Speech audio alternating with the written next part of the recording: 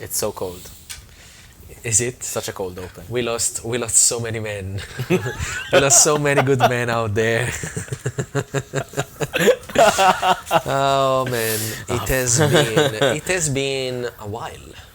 Yeah, since you and I sat in the studio and recorded an episode. Just alone. And just the two of us. Just the two of us. Just the two of us. We cannot use more than that because then there is copyright strike. So yes, I mean to be fair, I think we wouldn't have gotten a copyright strike given how bad we are at this. Well, I mean, you never know. It's better be safe than sorry. Who sings that? Is it Lionel Richie? I have no idea. I don't know. Well, let us know in the comments. Hello, everyone. Hello, everyone, and welcome to episode 19 of session 1. Episode 19, and the first one where it's, again, the two of us. The two of us after, I think, 8 episodes? Well, there was... 7 episodes. 7 episodes. There was Much. Guests. Well, 8 with Much, correct. There was Much. Nephilim. Scotty. Maria.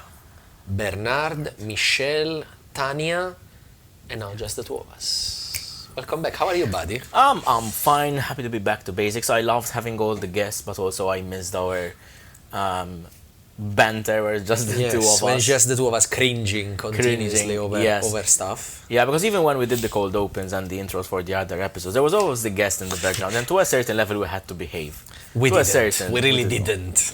Especially the Michelle and the Tanya episodes. Yeah, Michelle and Tanya episode, they were crazy episodes. We were very tired. Yes, it's true. They were intense weeks of work on projects. And we are finally, this is the first episode that is gonna air after our campaign has started. Huzzah! We can finally talk about everything that has happened in the first 2 episodes, because by the time these comes out, we have 2 episodes out, episode 1 and episode 2. If you haven't watched it, go and watch it right now. Don't watch these, pause these, go watch the 2 episodes, then come back to these, because there is going to be spoilers. Yes, absolutely. Light spoilers. Well, light spoilers, yeah, but we still want you to enjoy it. But go... I don't know how to do this. Go watch it.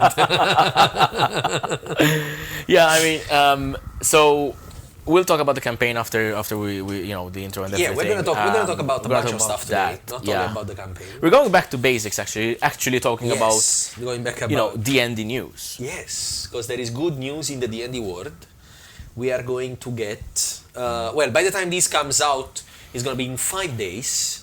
Everyone is going to get the new D&D 5.5. Not gonna get it for free. It's access to. Well, yes. Access to. It's a very litigious society that we live in. We need to be very clear. Yeah, we have to make put the in Italy we say the dots on top of the E. Exactly, of the I's. Dotting all the I's and crossing all the T's. Exactly.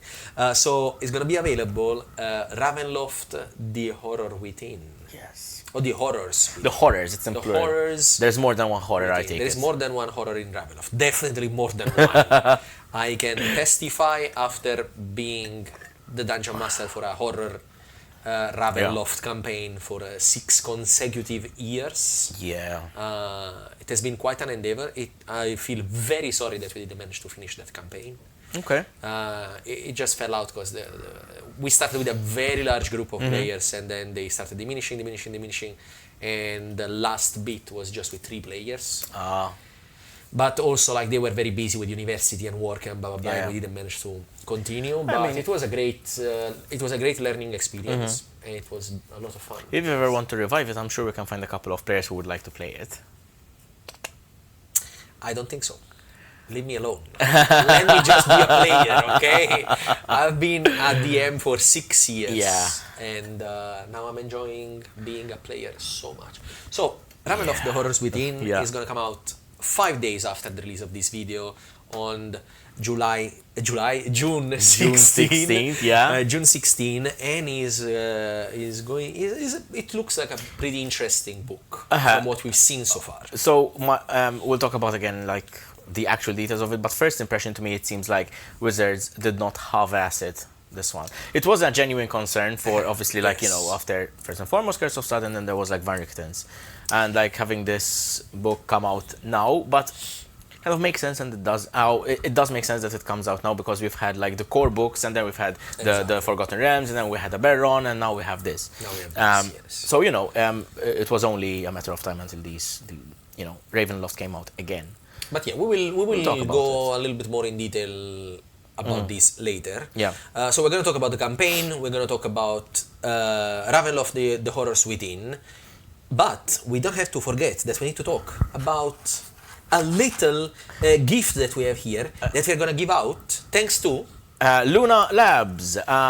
Basically, the beautiful people at beautiful person at Luna Labs. Amy has been very, very kind to sponsor us or collaborate with us and offer a whole dice set, which is in resin. We have a black set with gold, black and gold numbering. Is a fantastic color palette. It's not a color palette, it's a color combination. Scheme, yeah. So I rolled a 15. That's and two 12s in a row on a D12. So they are weighted dice. Nah, you can get them and trick your dungeon master forever. Never gonna happen. It's really good. So here's the thing, and actually Jade brought up a very good point. They are very clair obscure. Yeah, that's true. Esque. That's true. Black and gold, perfect. So if you love Expedition 33 and would like to also play Dungeons and Dragons with a very, special set of dice. 6 on a D6 as well, eh? I rolled 2D12 and a D6 and I got 12, 12 and 6. He's making up for the last couple of episodes. Madonna, man, last episode was rough. Last episode, not the last episode that you've seen, the last episode we have recorded. Because the last episode you have seen is episode 2, but the last episode we have recorded by is episode now 6. Is episode 6. And fucking hell. We'll get to it. We'll get to it. I will explain also the structure of the campaign in general because we want you to understand. But yes, dice sets from Luna Labs. We're going to do a giveaway. You're going to find the information on our social media. So go on our Instagram page, go on our TikTok, go on all our social. Put follow everywhere. Yes. Put likes to this video. Put like to this video. Comment, not in the live chat. Just leave comment under the video. Say how beautiful we are and how good we are at doing Dungeons and Dragons stuff. Thank you. I think what Peppe said. Perfect. Yes. So again, thank you very much, Luna Labs. We are very sorry that we are who we are right now, but it's just who we are. It has been a difficult. This is what you get. A difficult couple of months, a difficult couple of years. Okay. Listen, to be quite honest now, all joking aside, we're very excited to actually be doing this again. The Dungeons and Dragons stuff, the podcast, where it all began and how it all began. Let's get into the episode. So yes, episode 19, roll the motherfucking clip.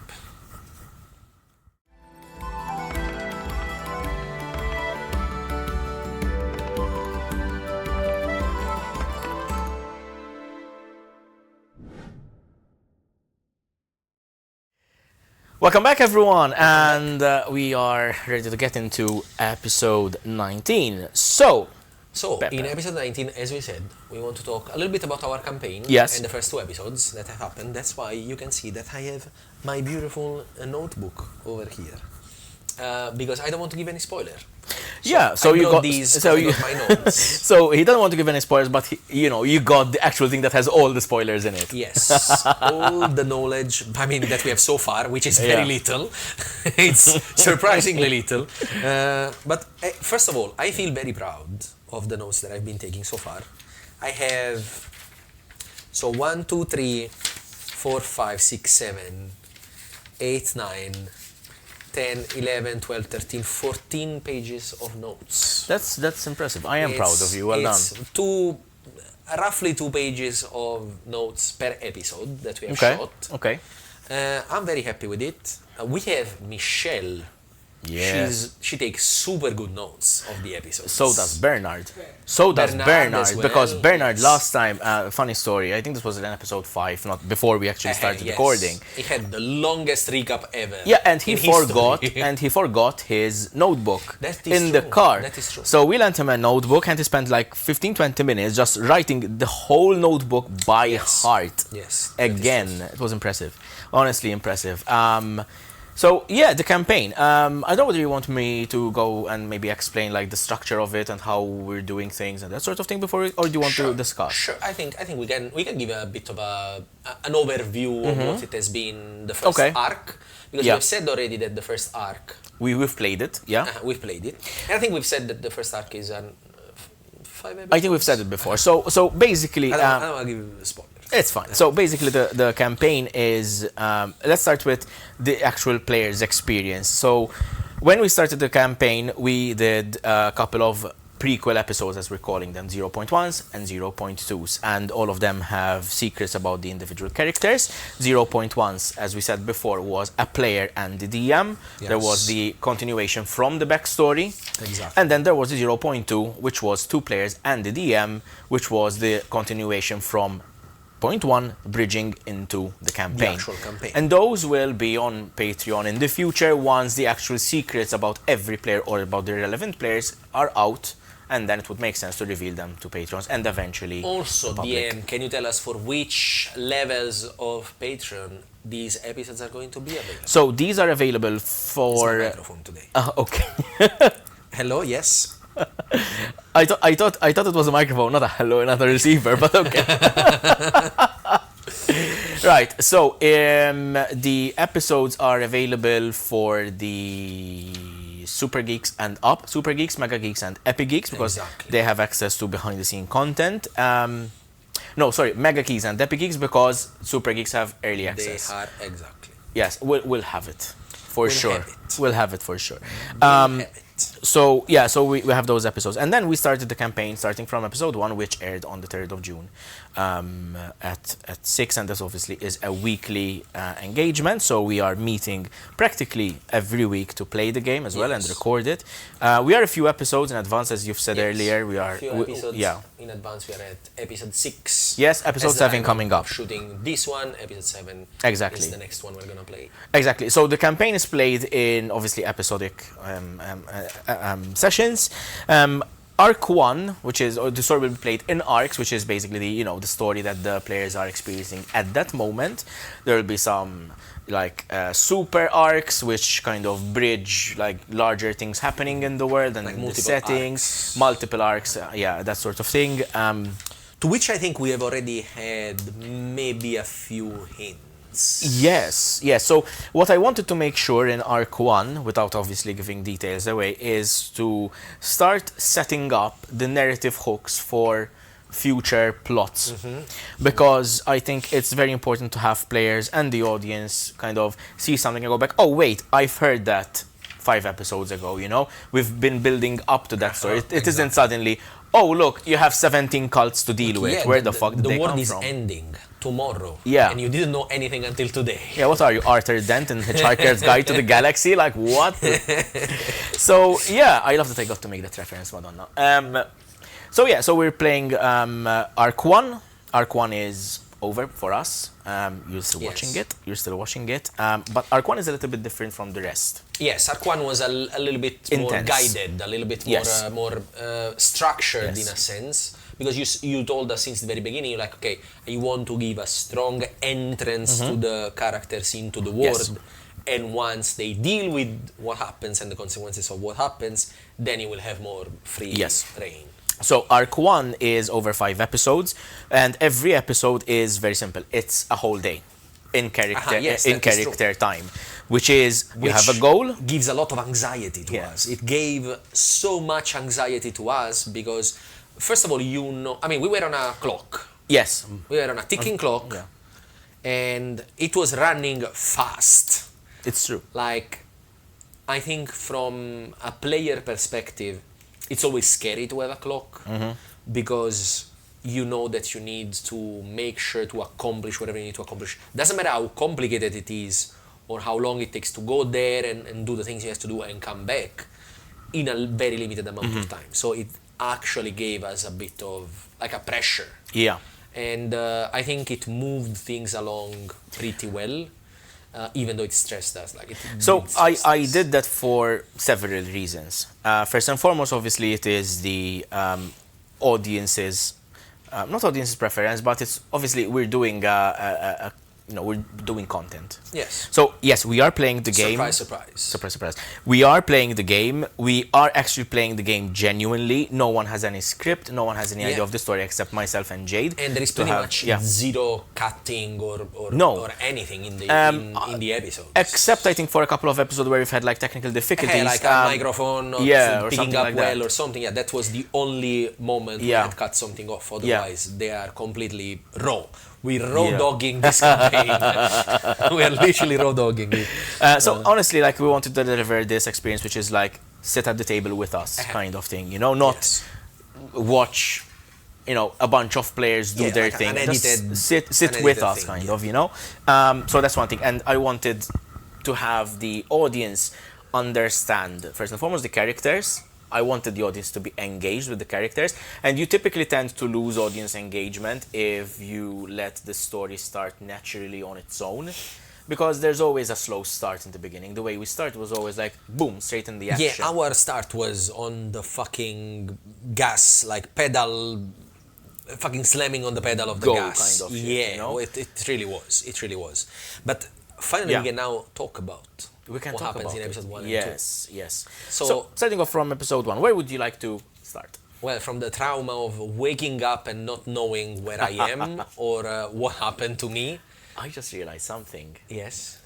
While we can talk about episode 1, we're recording this before it actually comes out. Yes. So you haven't seen the cold open. I haven't seen the cold open, no. So you don't know what happens to... I don't know what happens to Tanya in the cold open. So Tanya was the first one having a cold open, and I haven't seen it yet. Yes. Jade is so happy about it. By the way, hi Jade. Hi Jade. Jade is so happy about me not knowing what happens in the cold open. I swear to God, Tanya, if you did some fucked up shit in the cold open... Look who's talking. Right, so episode 1. I didn't do any fucked up shit. In my cold open? Not in your cold open. No, in your character's life. I don't know what you're talking so, about. I'm a good guy. You woke up in a basement, in a dungeon, kind of. Yeah, we woke up in a place that we had never seen before. No, you've never been to. We were not familiar with it. So we knew that we were on the way to a town called Albavaul, which you might have seen on our social media. Yes, we upload about it. However, you were on the way to Waterfell. Yeah, but we knew that there was a stop at Albavaul and then like a temple, like a rest in Albavaul. It's a spot along the way, exactly, not necessarily a stop. But we knew that the next stop was Albavaul to go to Waterfell, and we wake up and we were full of blood, and we had scars on our body, and we saw like surgical implements and stuff. We were like, what the fuck? Literally. Lugi had a panic attack. Lugi had her first panic attack, because she had multiple already. In 6 episodes, she has had already a number of panic attacks. By the way, Lugi, super interesting character. I agree. I feel maybe she has the most secret of all of us. It's a personal feeling. Like what I feel as a player at the table. I feel her, even though I don't think they are like malicious secrets. I feel like personal secrets. I think Bernard has a lot of malicious secrets. Maybe. I feel again. I don't know. I just work here. Well, you do know, motherfucker. You do know. So we wake up. Lugi, I was saying, has a panic attack. She's quite sensitive as a person. Yeah. She's clearly peculiar. Yes, on the spectrum. Yeah. On a spectrum. You can choose which spectrum you think she's. She's on a spectrum. But yeah, super cool character. Immediately, I started beginning with Reina. which is quite annoying paladin. So here's the thing. He's one of those, I know he's gonna be a thorn in your side. Thorn in my side. That paladin, gotta kill that paladin, man. Well, I mean, first of all, you can fucking try, because honestly, I gotta kill her before she gets to level 6, because then at level 6 she get the aura, and then she's gonna succeed all the saving throws. She already has the double attack. Exactly. Well, I mean, I just need one spell, to be honest. So basically, I like the dynamic that obviously you're playing the tiefling, and the paladin has a problem with your character. Yeah. Not necessarily because you are a tiefling, obviously, but obviously the way you behave and stuff like that. Mostly because I'm a tiefling. But I have to point out that first and foremost, I don't know whether you've actually discussed it in your episode before or whatever. Tieflings are exceedingly rare in Yukabai. They're like, you're practically one of a kind, essentially. I mean, there was no doubt about that.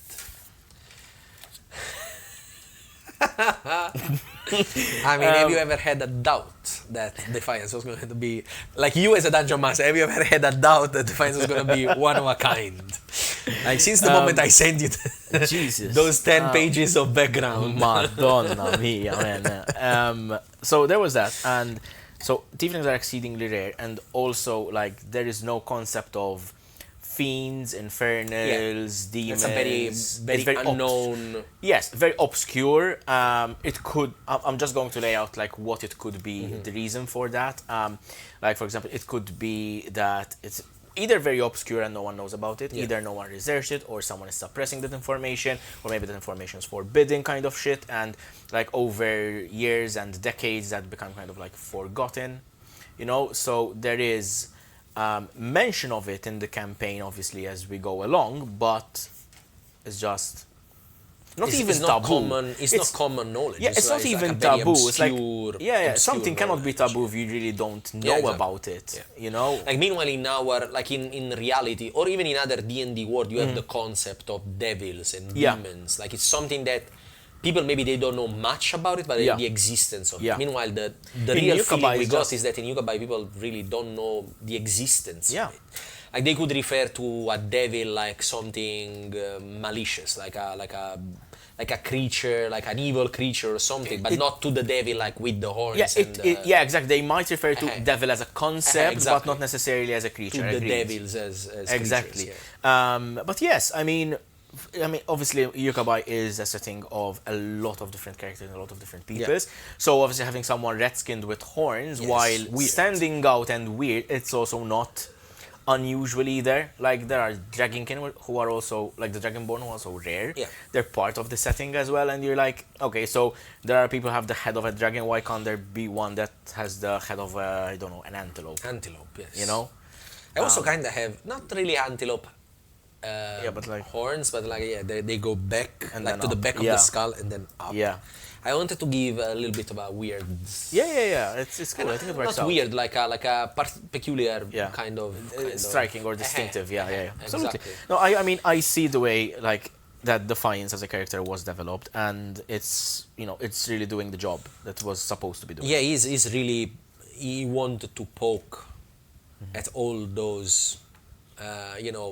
Soft spot that people has, and he's doing like I'm having a lot of fun. I can tell. I'm having a lot of fun, like provoking people, being these unapologetic kind of character, because it's fun. I like to push people's buttons. I mean, not a little bit in real life as well, but when I play D&D, I like to have this character that's like. I mean, he's certainly in the fucking around stage. Yes. I mean, he's also as of last episode that we recorded, he also found out a bit. I mean, he has been finding out for a couple of episodes now that he's fucking around is. It's a dangerous game. This is the thing that I wanted to make sure. Like, there's always a consequence to the actions, whether it's good or not. There's always a greater evil, lesser evil, middling evil, like whatever stance you want to take. There's always going to be a consequence, and whether it is. In the next episode, or whether it is 10 episodes from now or 3 arcs from now, there's always going to be a consequence to it, good or bad. But yes, moving on to the first episode. And then you woke up in the dungeon. And we woke up in the dungeon. We made sure that we were all alive. Like the first one I reached out was Bernard's character. Yes. Which has been so far. I felt different than what I saw in the 0.2. In the 0.2 was just me and him. Yes. And now in a group setting, I think he's a bit more quiet. He's being a little bit more calculating, kind of. Yes, a little bit. Yes. So so with poor Vander or poor Gay, he is, or Bernard himself as such, he's a relatively new D&D player. He's a very diligent D&D player, mind you, that he has been doing prepares very well. So much very well. For the character, and that's true. And that helps me out as a DM. It also helps the players out, obviously, because there's functionality there. But I think from the 0.1 to the 0.2 to the episode 1 and episode 2, he's getting better and better. He's getting into the character. Up to episode 6, like he has been messaging me and asking me, even when we are at the table like this, like before we start the session, like, okay, what do you think this spell? What do you think? Like he really wants to gets into it, know his character in and out from the narrative point and from the mechanical point. Agreed. So he has been doing very well. So we have paired the players with so there's Defiance and Porgay have had the 0.2 together, so they kind of have a little bit of a timeline together, and Reina and Lugi have had the 0.2s together, so they also had their own narrative, which will develop in the next episode. Which we have seen. We have seen. But you see it in episode 3. Their bond. Yes. Quite. As in more than growing, maybe showing, because in the beginning, we knew that they were together, but they didn't give any critical sign of having lived this shared experience. Besides mentioning something, and then in episode 3 you're gonna see what they have gone through. What I can tell you is that we had 6 people around the table. That's 4 players, DM and Jade, and 4 of them were crying by the end. I won't say who, but 4 of them were crying by the end. Anyway, so you guys woke up. So we find ourselves in the town of Albavaul, where we met immediately the regent, if you want to say the regent, Lord of the Land. The Lord of the Land, which is Lord Atamar Gravenor, which seemed a very strange character.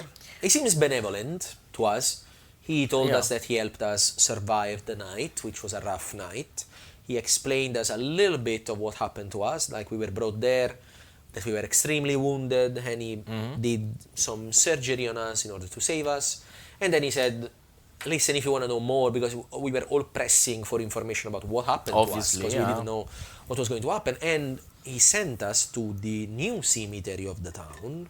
Yes. To a gentleman called Aemon Silverblade. Aemon Silverblade, the commander of the Argent Venators, which are like protectors of the borderlands.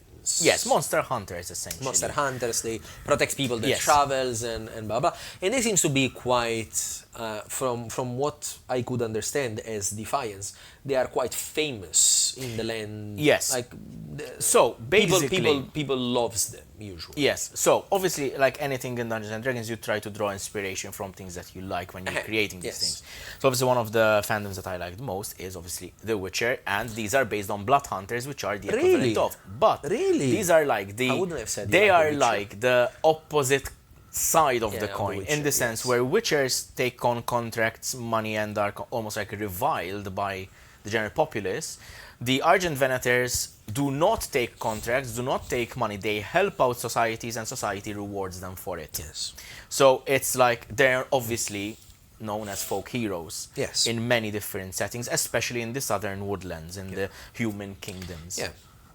Mostly. And I was presuming at the time that we got this information. I was like, okay, we are in Brightcurse Forest, which is a very dangerous place. It is incredibly dangerous. My first thought was like, people is gonna love them here because probably they help so much. We find out that kinda. They kinda. You found out in later episodes. I mean, by that time, it seemed like they had a good relationship with people, because the Lord of the Land was like send us to them, like he said we know each other for a long time, we are friends for a long time, so they sent us to Aemon, which told us that a little bit of suspicion that I had about which the you Lord realized of because the of Land. the roles and because of the role. The guy was acting a bit weird. He was behaving a bit weird. So I immediately, I think it was an insight. Did I do an insight check? It was a 3-tiered insight check, and you got all. You got 2 out of 3, I believe. Okay. Because I remember it was a good roll. I don't think it was like a natural 20. No, I think it was something like 17 or 18, something like I can't remember. But it was a 3-tiered check, and you later learned that the Lord of the Land was in reality a vampire. Exactly. So that was the 3rd tier of that insight check. If you rolled that high, you would have known, like, okay, he's a vampire for sure. right now, rather than later Amon telling you. And Amon told us that he was, to be honest, like, Peppe had a suspicion. Like, after the information you gave me, obviously, Peppe, I would have been incredibly disappointed in you if you did not get it. But then was confirmed by Amon that Atamar Gravenor was indeed a vampire. Yes. Is indeed a vampire. Yes. And they had some sort of agreement that he would be the lord of the town, he would protect the town and take care of them without causing too much trouble. What happened is that in order for us to survive, he had to do something that was not great. So let's unpack the Amon Silverblade and Atamar relationship first. That link. Obviously, as monster hunters, first and foremost, vampires are also exceedingly rare. Like, vampires is not something that you come across in society. The Yukabai is large, but the cities in themselves are not exceedingly large, as we've known in Forgotten Realms, for example. So there isn't that massive. Like metropolis. It's not. Yeah, they're considered metropolis because of functionally how they work, but in reality they're not as large. So that's one thing. So vampires in general, you did actually roll to see whether you knew what a vampire was. And I got very little, to be honest. Yes, I in got fact, very little. At best you would have kind of like maybe like read like stories or something like that, like ancient mythical knowledge or like folk tales, told to kids to behave kind of shit, So there's one thing. And secondly, Amon and Atamar had this. Well, not disaccord because it kind of was in place already before Amon came about, but Amon started to enforce it properly and make sure that it was adhered to, which is... and to be honest, it was, because the Lord of the town seemed to be there for a long time. Yes. You'll learn a little bit later on about him. However, so Atamar basically doesn't feed on humans, he doesn't feed on the citizens of Albavaul. He only feeds on forest creatures, livestock, that sort of thing, but only once every full moon. So he staves off his hunger until he can't take it anymore, and then he actually hunts. And during when the full moon rises, obviously all the citizens of Albavaul would have warded themselves indoors, magical protection charms, that sort of thing. And the problem started when we realized that our wounds were so grievous and so threatening of our life that we actually needed some enhancing properties of his blood, of the blood of the vampire. So we were given like some sort of like transfusion of blood from the vampire. So Atamar's Gravenor role in society, as he explains himself and is also explained by Amon, I believe, is that he's also the local physician. He's the physician. It's why you were brought to him when in the beginning of or at least before the episode. And he had to give you some of his blood to give you regenerative properties, because otherwise you would have died. And so we already died. Episode 1, we were already dead. Before episode 1. Before episode, like at the very beginning of episode 1, dead. Just to make sure, So now, obviously, I don't feel bad when they actually TPK. It's the second TPK, not the first one. So the first one, he said, hey, listen, I saved you from the first one. I also caused it, but I saved you from the first one. I can't save you from the second Whoops. one. So we get the blood of the vampire, which means now we are told, because we know fuck all, we are told that we have 5 days to do something that will get rid of these vampiric curse that might go through now our veins. Might is the operative word, because I feel that in the episode and subsequent episode this was lost a little bit on the players. However, it was very explicitly stated that But we didn't know if it was gonna work. We didn't know. It was something that was never been done before. Not the ritual, the blood transfusion, you mean? Yes, Yeah, exactly. yes. So, like, Aemon didn't know what the effect of the blood would be, whether it turns you into vampires or whether you just die eventually or whatever, or whether you just keep on living normally. However, but the highest was chance was that we might have turned into some at least vampire spawn or something like that. And he didn't want to run that risk because ultimately there were only 2 monster hunters in Albavaul, and taking which was Enric Verbalt, Aemon Silverblade and Enric Verbalt, which is an old knowledge of mine. An old friend of yours. An old friend of mine. He was actually a friend of mine. He was a friend of mine because Enric was one of your old characters. Yes, I used to play. When you played the first Blood Hunter. Yes, I played the Blood Hunter, Enric. So we have met Enric. Shout out to nobody because that was that's the darkest timeline. I had fun. We had fun. And honestly, our role-play interactions with Enric and with all those characters, honestly, it used to be really good. So Enric is Aemon's pupil. Aemon is the senior, he's the commander. Enric is practically the most experienced after Aemon. Like his lore-wise, right-hand man. Kind of, yeah. Like his most trusted pupil. And they could kind of obviously take on 1 vampire, but to take out 4, maybe 5 is... Forget it, you know? Yeah, 5, or let's say 4 vampire spawn and a full vampire would have been quite a challenge. So, in order to make sure that we don't turn into vampire spawn, he said, listen, there is a ritual we can do, and we're going to need 3 components for this ritual. So we need something that imparts life. Mm-hmm. We need some crystals, which I still don't know to this day what the fuck they did. This crystal that we get. Yeah, you found it in episode 2. Yeah. Yes. And a very specific item, which they told us, which was the Scepter of Aphazine. That I have a lot of notes on, and I'll tell you. Which is a very powerful artifact, which seems to be used to anchor your soul to this realm, not to let it go to in a way. Afterdeath. So the thing that imparts life, we'll see it in the future episode, so we'll skip over that. It just needs to be something with, a powerful relic that can grant life or regeneration or that sort of thing. Okay. Can we say that they will see in episode 3? Yeah, sure. Yeah, we'll see it in episode 3. I mean, it makes sense. If it's not episode 3, it's going to be episode 4. Or episode 5. Or never, because they died. And there was the crystal. There was the crystal. Yes. So the crystal, which you encountered in episode 2, called the Evergloam Shard. Yes. It is tied. Which, by the way, sorry, we find out about these crystals because at a certain point when we were having, thoughts about what we need to do, what we need to find, blah blah blah, we were attacked. Yes. In the chapel, in the cemetery, in the new cemetery, when we were with Enric and Aemon. Yes. We were attacked by undead. Quite a horde of them. Quite a horde of undead, to be honest. It was a very fun fight, quite tough. Super clutch move from Tanya's character. We actually talked about the super clutch move. She cast immediately when all the creatures entered into the chapel. She cast a fairy fire on all of them, and I think apart from one, all of them failed. Yes, I think the white failed, and surprisingly, Reyna was not affected. And Reyna also, Reyna actually succeeded as well. So basically we had advantage on pretty much all of attacks apart from one creature. Which was the deadliest one, but still. Was really good because it really helped us a lot. So very, very good move there.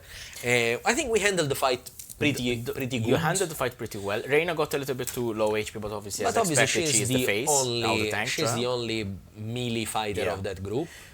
So you fought, just sense. In case this wasn't clarified, obviously I don't think we clarified it in the episode, but you fought 2 homebrewed ghouls that explode upon death. Fucking hell. Yeah, you fought a gust. A gust and a white. A white, and outside Aemon was fighting like a flesh abomination kind of thing. Yes, which also Reyna got the final blow to it.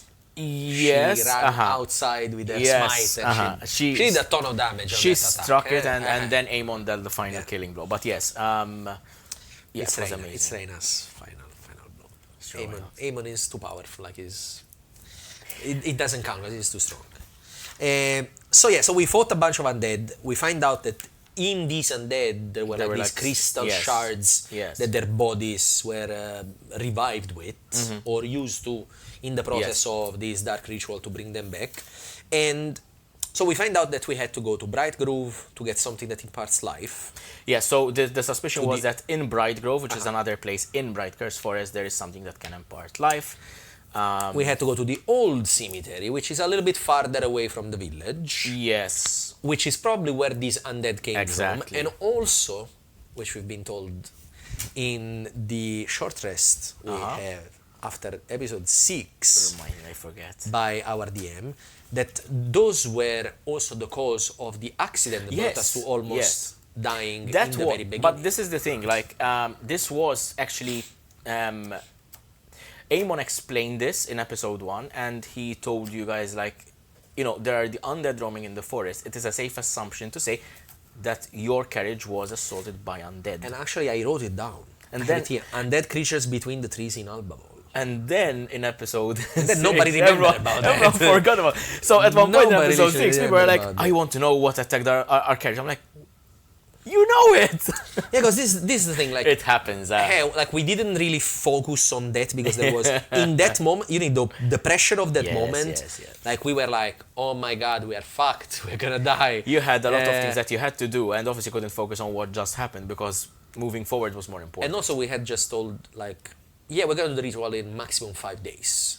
Yeah. So you have 5 days to go to go to Bright Grove, to go to Old Cemetery, and find what are these crystals that are being used, and then you have to go in the Scepter of Aphrodite, which might be, we didn't even know if it was 100% there, but we said the last mage that had this scepter was in this broken tower. So the suspicion was there, but Enric did scouting ahead during that episode 1.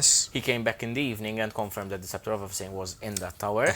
And then there was the combat scene. Then you found the purple crystals, which Aemon kind of assumed that they were being used to reanimate. There was a scene where Lugi kind of recognized them-ish. And then you learned that probably the shard, the crystal that can kind of see across the veil, that is what is the Evergloam shard, could see where your soul is. Wait, that's the next episode. Go watch episode 3. No, that's not in episode 3. I mean, this information is in episode 3. No. Yes. No? No, it was in episode 1. Okay, so that's another part that I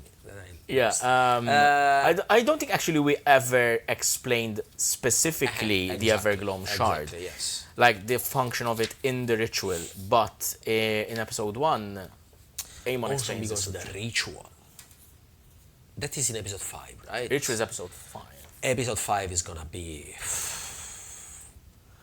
Allegedly, because we don't know if they survived till episode 5. We don't know if we survived till episode 6, but episode 5 we know that we did survive.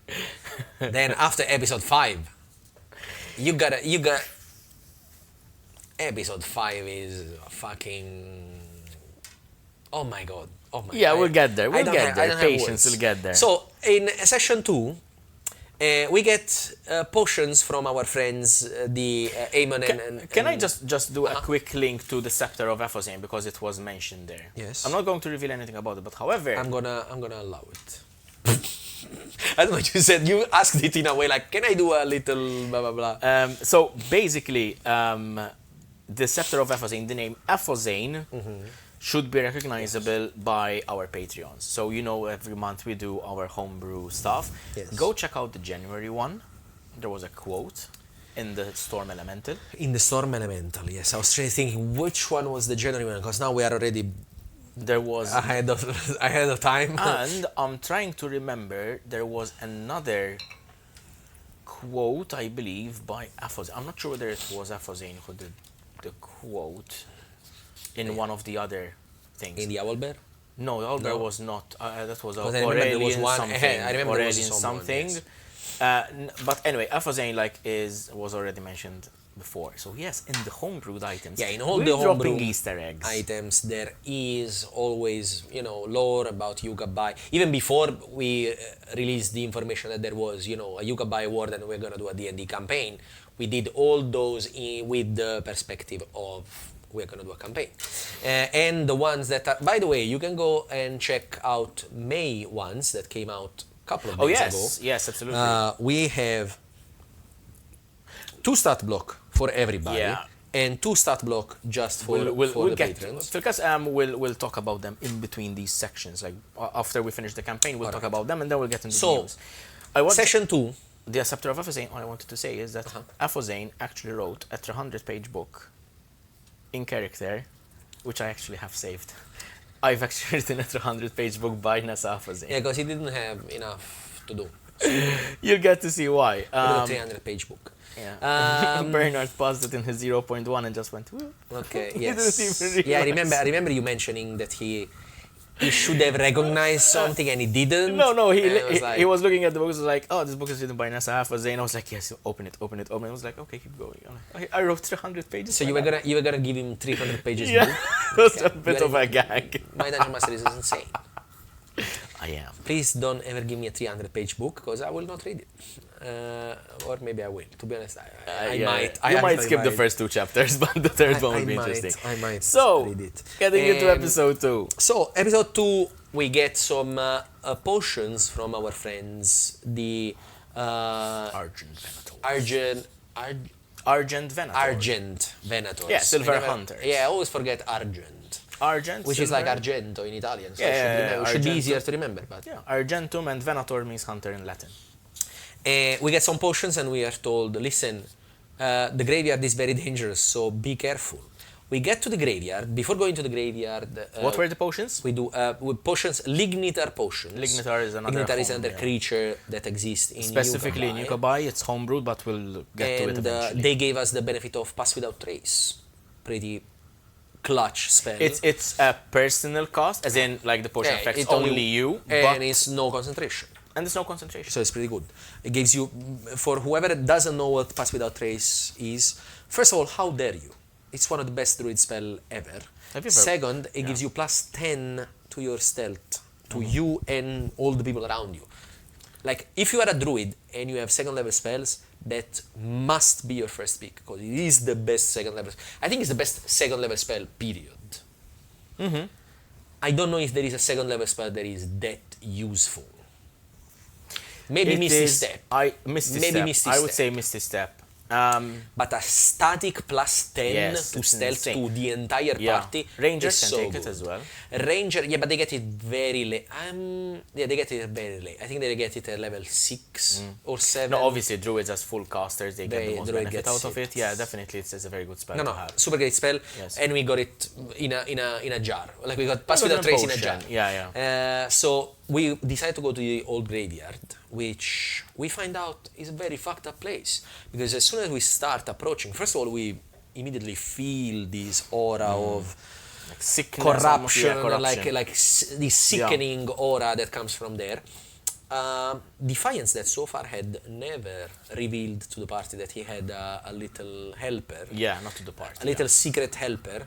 He sent this little secret helper to scout ahead, and not only he sees into the graveyard, but he also sent, before getting to the graveyard, he actually sends him in a different direction just to go scout around a little bit, and he sees from far away the broken tower. Yes.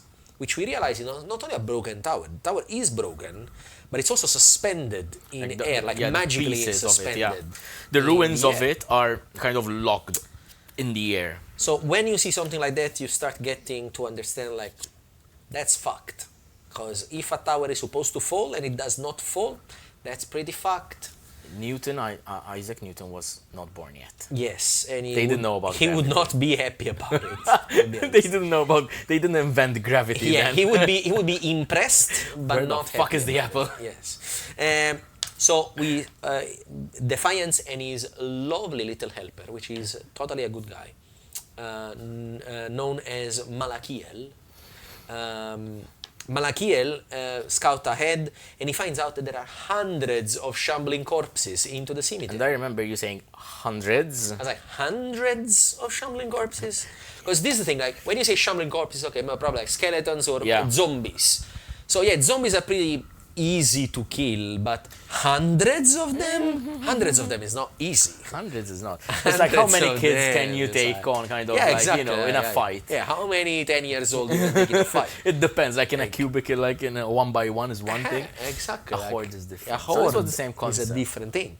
So yeah, hundreds of shambling corpses. I think we come up with a pretty clutch solution. Yes. Using both Malakiel in the shape of a bat, because you can change into different shapes. We haven't seen all the shapes yet, to be honest. No, I think you've only ever shown the bat. And the other one, And but just not to the players, just for you. The players have not seen the other one. You'll see it soon. But yeah, to be honest, I don't think we have described him. Because even when he was not in the bat form, he was always invisible. He was always invisible. He was only visible to one person. I think so far. he is described in episode 5, so we'll stop talking about it. Yes. So, exactly. Episode 5 was the first time you described him as his regular form, let's say. So yeah, we used Malakiel in the form of a bat, and we used Vox the Fox, which is Bernard's character's Porvandir familiar. Yes. So Vox the Fox and Malakiel were used as distraction for all these big horde of zombies, like being attracted to other places. We drink the potion, we got the +10 to stealth. We started moving slowly first, and then a little bit faster after. We failed a couple of rolls, but then we had a couple of very good ones rolls, after. Yeah. So I think it was a clever plan to avoid 100 zombies. It could have gone a lot so worse. Wrong. Yeah, it could have gone so wrong. Yeah, like, we managed to avoid it in a to be fair, decent way. The distraction by Vox and Malakiel didn't work the first time round. Yeah, it had to do again, but obviously them being familiars and yours as characters' positions not having been obviously revealed allowed you to have another to go try at again, it. to try again and see what happens. You managed to go into the central. We get into the graveyard where we saw like a big mausoleum. We go to the big mausoleum, and we find a gentleman, which I wouldn't call a gentleman. Well, it was less than gentle, that's for sure. Yes, he was not gentle. Unhinged as fuck. Is this the name? Sereth. So that's not the name. Sereth Murkthorn. Sereth, yes. Sereth Murkthorn. Because I wrote this because I knew this name. This is the other name. Yes, that's the other name, and that's the guy who wrote the letter to him. No, he received letter. Okay, so Sereth Murkthorn. Sorry, hold on. Sereth is a necromancer. Episode 2, done. That's what I'm saying. By the time we met him, he is the necromancer responsible for all these undead in this cemetery. In 30 minutes, he was. Then all of a sudden, he revealed, first of all, to have a pretty large... He was... Okay, so as a character, Sereth was obviously unhinged. He was nuts. He was not all there. He took residence in an old graveyard, in a haunted forest, so he reanimated that. Which, by the way, I know that this is a question that's going to come up with those who play D&D quite often and have an idea. Like, how could one necromancer be so powerful to raise hundreds? And because I was feeling that question at the back of my mind. Just need a lot of time, but also, like, and I described it. Many of them were not actually very good. Yeah, they were actually pretty shitty. Some of them. Some of them were just literally like idle. Yeah, you actually, you more or less describe like, a lot of them were like a process of trial and error to see how they came out. And then they started coming out better. And I wanted to kind of show this almost like unhinged process that Sereth kind of was going through in this place, like his project, and he was kind of going rogue. And before you met him, you actually were hearing him reading a letter out loud. Yes, he was reading a letter and almost like speaking to himself. Yes. But then we realized he was not speaking to himself. He was speaking to a very large construct. Well, yeah, the same way you would speak to, I don't know, a painting and all kind of shit. Yes. You know? He was speaking out loud. And by the way, in the following episode, I got so much shit for trying to talk with this guy. from the entire party. Yes and no, I suppose, yeah. When we only heard him reading out loud this letter, we had not figured out yet that this guy was completely nuts. Yeah.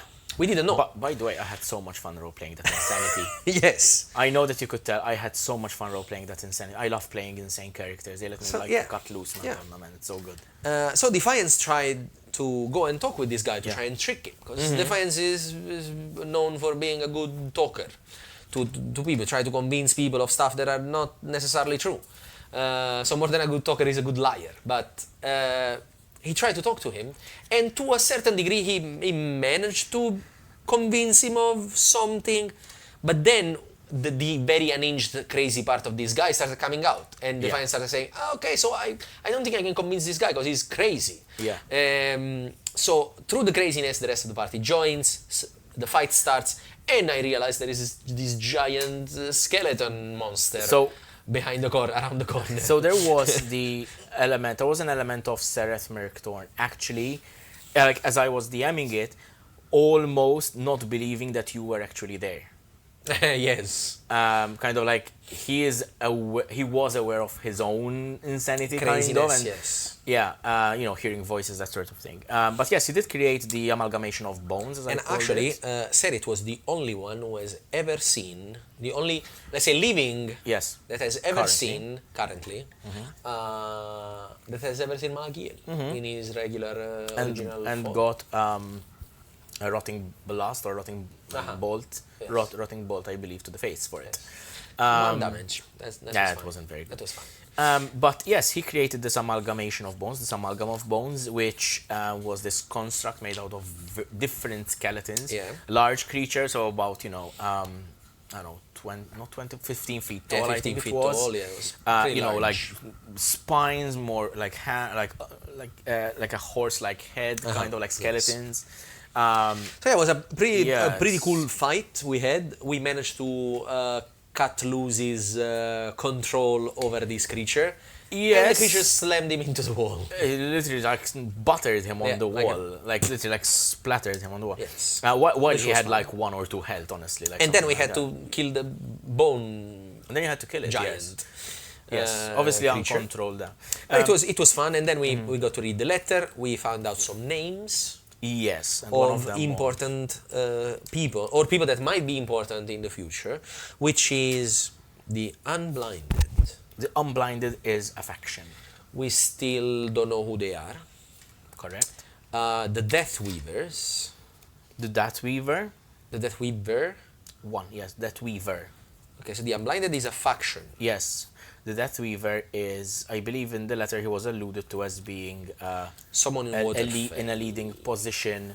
No, the Deathweaver is in a leading position within the Unblinded. Okay, the Deathweaver. Those of you who used to follow the old campaign yes. know, yeah. So that's the thing. I know you something about the Deathweaver. But I have an arrow that goes to Waterfell. Why do I? Because the Deathweaver was instructing Sereth Merctorn to go to Waterfell and help Gustav Rubis. And help Gustav Rubis, which is someone that we might find out who is. I can't remember exactly whether it was the Deathweaver sending the letter. I think it was yet another character, Von Gruner, I believe, who was sending the letter. Von Gruner, which is the next name that I was going to make. Yeah. Which is someone from a noble family in Trinta that has been cast out. Yes, again, he's a character from the old campaign before you join and before you... Yeah, I don't remember Von Gruner. Von Gruner, actually, I don't think it even was from the old campaign. It is from... No, it wasn't even on the Epigeeks campaign. It was before. Oh, okay. It was before. Yes, I'm talking about like 10 years ago, kind of. All right. Yeah. So this is pretty much... Where we're at. Obviously, we found the Evergloom Shard. You found the Evergloom Shard. In the thing, we collected the Evergloom Shard with some dreadful visions from our friend Lugi. Yes. Once she touched the Evergloom Shard, but she is pretty... I don't know what's the word to describe her. Sus. It's not the one. It's not the one that you're thinking of. No, like she. That's one of those secrets that she had. Like what she saw in that vision was one of the first things that made me think like, there is more to this elven woman than what she's showing. Yeah. because the vision is pretty interesting. And the feelings that she had from it, like I understand, like okay, there is something brewing. Because she's an alchemist. Anyway, so this is where we are. I approve. At the end, Jade does not approve. She's very disappointed. There's two of them now. There was always two of us. Since the very beginning. Since day one. Where were you looking? So this is where we are at the end of session 2. We had a ton of fun. It was pretty interesting. Things only get more fucked up after session. Like session 1 and session 2 were a piece of cake. I remember you telling me. I remember talking to you after episode 2. I think it was after episode 2, and I told you kind of like, you know, after episode 5 the tutorial will be over. Like the tutorial. Yeah, the tutorial. Like. Excuse me? Yeah. It's like saying, after I already killed all of you and I almost going to kill all of you again, the white glove is gonna go off. It's like, what? Excuse me? No, but I have to say, like, I am first and foremost very happy with the way the campaign is going, both narratively, even if that sounds a little bit like self-serving, but also in the sense how the players are pushing that narrative forward. And I'm also very happy with the player role plays, the players using their characters and their mechanics to the full. I like honestly, like I'm very happy with how everyone is getting along and going along with the plan of the campaign. So that's one thing. From my own end as a DM and creating the narrative and the setting behind it, I did. From when I set out to do this, like DMing this, I could have very easily said, no, I don't want to DM it, I want to be a player, like, you know, or whatever. How dare you? How dare I? I couldn't live with myself if I did that. But I don't want to tell a very generic high fantasy story with grim elements. I am not out to kill the players. I draw no satisfaction from a TPK, especially an unearned one. No, I really don't. I genuinely don't. I know. Because ultimately, we're doing this for content and we're doing this for YouTube and everything. But when I'm writing this, and Jade will know because she's there when I'm writing all this stuff, and you know we coordinate because of like audio cues and stuff like that. I make sure that you guys as players have the player's experience rather than just, you know, we're not doing this for YouTube. And this is why I say it's not scripted. Yeah. Like they have, like when I tell you that Peppe hasn't seen Luki's Cold Open yet, it's true. Like you will see it before me. Exactly. Before me right now. Yeah. We're trying to give this authentic experience. Yeah, and it has been so far. It has been, and I'm really enjoying a very authentic experience.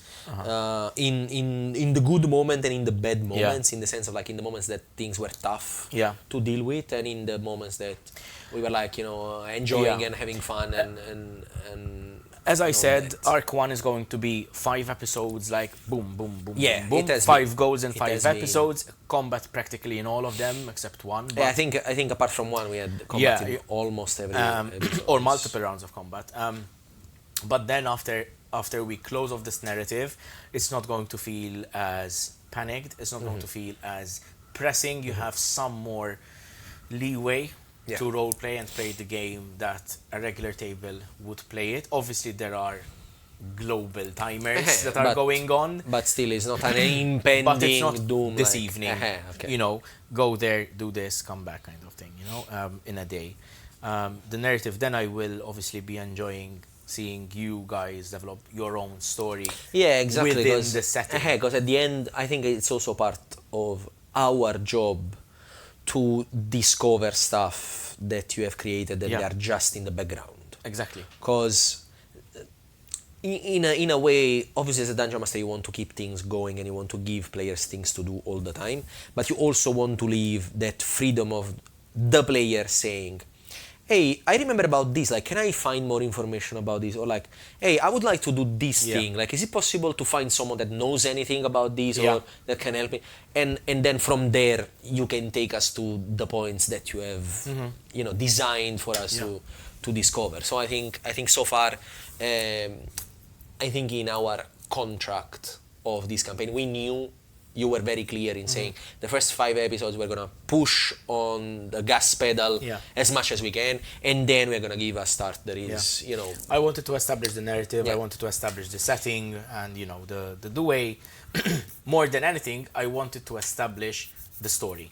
Yeah. The narrative elements of it. And now we will have to see, and I mean, to be honest, there has been like even very strong hints on the players' backgrounds, on the players' narrative, not only on the world narrative. Especially, I would say, in episode 5. Episode 5 had to be. It's no, guys. Episode 5. I think I've said that. I believe you left shaking. I was shaking. At the end of episode 5, like I had so much, you know, energy, and also some of the parts of episode 5, after my part, blank. I don't remember anything. I guess you're gonna have to watch it then. I will have to watch it. I will have to watch it because I was so in my brain trying to think of all the things that had happened that I couldn't focus. Like I heard parts, like I remember parts that were other people doing stuff, but my brain didn't collect any image of that because I was so into what was happening to Defiance. And I was. We'll talk about it. We'll talk about I was. it. And you wow. you were number 1 as well. I was number 1. So yeah, we'll talk about it. But episode 5, fucking hell. Okay, so I think this is enough talk about our campaign. So please let us know like how it's going. Tell us. Yes, tell us in the comments. What was your favorite moment in episode 1 and which was your favorite moment in episode 2.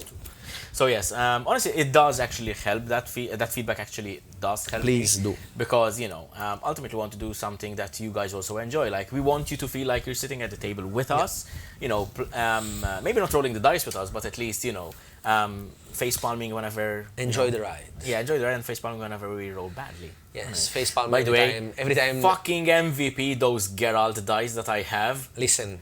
We gotta throw out those dice, eh? Never. They're the ones that keep the balance in combat. But balance? Yeah! Okay, so there is a statistical wonder that has happened in the first 6 episodes. I've cast, what is it called? Silvery Barbs. Silvery Barbs, yeah. Twice per episode. In every episode there was 1 fail. That's a statistical wonder. I was like, I'm gonna get rid of this spell. Honestly, after the last time when it actually failed, I was like, I'm gonna get rid of this spell. It doesn't work. I'm like, spending a spell slot to get advantage to a roll is not a good trade. At the risk of... It's not a good trade. At the risk of Jade groaning even further, you probably have 2 years warranty on it by EU law. You could take it back to manufacturer. I'm just enjoying the cringe. Guys, right, so... what can I tell you? Yeah, that's what we do over here. I told you, back to basics. I think we should sit with this discomfort for a moment. You think this is discomfort? Yes. I'm thriving on this. We do have to talk about the homebrews, though. We do have to talk. Oh my god, I had so much fun about the homebrews. Yes. So, go to our Patreon. So much fun. Subscribe to our Patreon. Because, first of all, we're getting stuff out now every month. Yes. January, February, March, April, May, and June. June's gonna come out. Yeah, June's gonna come out, of course, yeah. It's gonna come out soon. We're already in the making. Yeah, we're already a good point in the making of the June one. We're already in a very good point of the making of the July one. Yeah. We're not gonna. Should we announce what they are? Nah, not Can yet. we say what they are? Not Okay, yeah. the specific thing. Yeah. So in June. May we did 4 Yeah. stat blocks for 4 creatures that are inherent of the Yukabai ward. Yes, so for May we did the tribe of Zuliria. Yes. Zuliria is this, very briefly because it's also explained in the Patreon thing. And it's also explained on our Instagram. There are some information about Zuliria. Was Yes. it? There's not one specific to them, but it's in the general. It could be, yeah. But basically, Zuliria is a nomad city, meaning it's actually a tent city which backs up and moves around the dunes of Albavaul, which is the desert at the southwest of the continent. And the tribes of Zuliria are the 3 major tribes that kind of populate this tent city. There are a lot of other minor tribes, but the 3 main ones, we can name them, are the Jabbali, who are typically like the warrior faction, scouts, raiders, and they ride on petriquines. They are stone six-legged horses, like constructs, and they travel, around the desert with them. They protect Zuliria and blah blah blah. There is the Firai Maj, who are the technomancers. They're practically artificers, Sort of. They basically take care of like the creating like special weapons from ancient knowledge, that sort of thing, and also they take care of large structures in the deserts called hydrospiles. They collect moisture. That's why Zulia travels from one hydrospile to the other until they exhaust, until it replenishes. And they have like this migratory cycle. And then there are the Kalijar, who are more like the spiritual kind of dune seers. Like they read the face, they guide the population on whether they should explore that route, whether they should walk that way, or whether they should deal with outsiders, that sort of thing. And we have 4 stat blocks for the warriors, for the petriquine, for the technomancers, and for the dune seers. Can I say where I took the inspiration for each one of them? Yeah, of course. Because obviously after you gave me the lore of these creatures, I wanted to take inspiration from, as we were saying before, like you take inspiration from the things that you know and that you love. So the inspiration for the Steedkin, which had like these horse riders, the Jabbali Steedkins. The inspiration was obviously the Dothrakis from Game of Thrones. So if you want these like very mobile warriors, exactly, like almost like savage cavalry kind of shit. Yes, and the petriquine obviously was very fun to create, in combination with them, because obviously is the steed and the rider. The technomancer was actually a series of abilities of different artificers, because I wanted to make them artificer-like, as you said, but we also wanted them to be a little bit like the artillery of these groups of fighters. So they use like these technologically enhanced weapons, like almost like guns, arcane muskets, sort of. And they were a lot of fun. I think they were my favorite of the 4 that I've created. I think they were my favorite to create, because they have like a very nuanced concept to them. And then the Dune Seer, the Kalijar, the Kalijar, they were basically like, I took inspiration. I think I told you this. Like from 3 main sources was inspiration. Was Gaara from Naruto, was Toph from Avatar: The Last Airbender, and Sandman from the Sam Raimi Spider-Man movie. So these were the 3, elements, because they are basically like these druidic, shamanistic kind of, monk warriors kind of. So they're like shamans that they use like rock and sand to enhance themselves, like to build themselves like rock armor and like rock punches and like barriers of rock and sand and so it was a lot of fun to create these creatures, and I think you're gonna enjoy them. You had fun. I honestly could tell you had fun. And then basically, I did all of them at 3 in the morning. All of them. That's how I know at 3 a.m. in the morning. So obviously the stat blocks are all combat ready and they're all combat worthy. The lore behind it doesn't necessarily. It's not because all 3 tribes are combative, kind of. Obviously, you'd have members of every tribe that do combat and that don't. Like those would be like the elite combat. These are the ones they have a fight. Those are the ones. These are the ones that kind of would fight, obviously, in the society. And obviously, there's a ton of lore. There are 2 pages on the tribes of Zuliria. Actually, it was super interesting. Like, so, Jade, it's okay. You can cough. Don't worry. You good? Okay, take your time. Don't worry. That's fine. There you go. It's fine.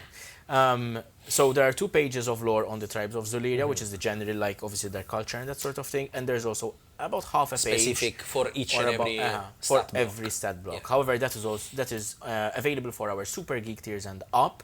However, for everyone else who follows us on Patreon, even for free, you will get access to the Jabbali Steedkin and to the Petriquine stat blocks. Yes. Which are honestly phenomenal. They're riders. They're really good. They're phenomenal riders.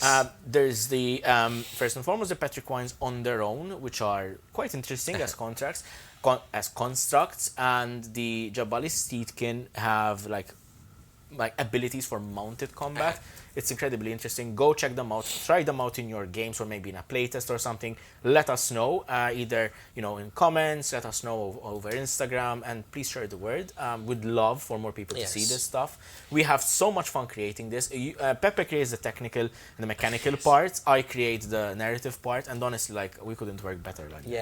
I honestly love it. We work pretty well like that, and I think we enjoy. I am very very much enjoying myself in creating this stuff. So this was a May release. Now in June we're going to release an Origin feat. An Origin feat. Is it going to be an Origin feat or an Origin non-Origin feat like Wizards have been doing? Fuck you, Wizards. Fuck you, Wizards. This is going to be an Origin feat that is a proper Origin feat that anyone can choose when they choose their fucking background. Origin feat. That's it. Don't make Origin feat that are not Origin feat, like the Pact feat, and now the Horror Within. There are the Dark Gift, and they're all Origin feat. Call them Origin feat and make them available. Fuck you, Wizard. This is going to be a real. Definitely going to be a real. Yes, it's not a crash out. No. No crashing out, okay? Right, so we're going to have the Origin feat. We're going to have an Origin feat in June. July. And then in July, we're going to have a subclass for the Ranger. A Ranger subclass. Yes, I'm so excited. I've been cooking these for months. I don't know if it's ready yet. I mean, it's not ready yet. I need to play test it a bit more. I need to do a bit more numbers and stuff, but it's super fun. It's super fun. I'm not going to say anything else because otherwise I'm going to let's leave so it. let me shut I don't have a lot more planned. No, we wanted to give a little bit of love to the Ranger because it's a class that needs a bit of love. Yeah. And it's going to get a lot of love from me. I love the Ranger. Good. Okay, so now after my crash out, because of some of the things that we're going to talk about, we should talk about the book coming out in 5 days. Yes. Which is Ravenloft, the Horror Within. The So, horrors. Horrors with multiple horrors, allegedly. Well, not allegedly. Well, we've seen some of the horrors. First of all, cover incredible. Listen, the artwork in general in 5.5. The artwork in general 5.5 is insane. Out there, I mean, knocking it out of the I park. always like the artwork of 5th edition, but 5.5 is just fucking knocking out of the park every time. Can I say something that might sound controversial? I love 5.5.